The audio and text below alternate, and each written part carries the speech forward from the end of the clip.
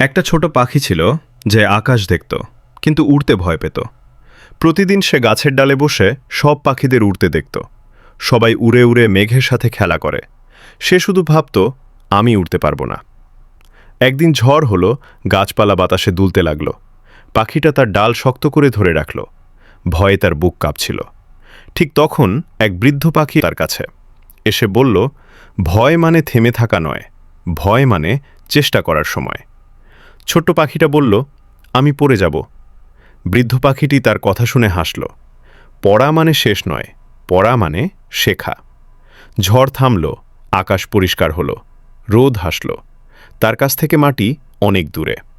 তার বুক কাঁপছে, তবুও সে ভয়ে ভয়ে উড়ার জন্য লাফ দিল, কিন্তু উড়তে পারল না। মারতে পড়ে গেল।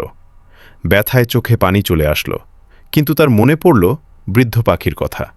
সে আবার ডানা মেলে উড়ার চেষ্টা করতে লাগল, কিন্তু সে আবার পড়ে গেল। তবুও সে থামল না।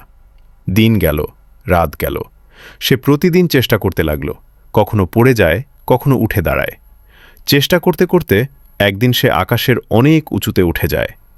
মাটিতে থাকা গাছপালা তার পায়ের নিচে চলে আসলো। বাচ্চারা, এটা থেকে আমরা শিখতে পারি, ভয় নয়, সাহস আর চেষ্টা মানুষকে সফল করে। আর এমনই সুন্দর সুন্দর শিক্ষণীয় ভিডিও পেতে আমাকে ফলো করে রাখো এবং লাইক করতে কিন্তু ভুলো না।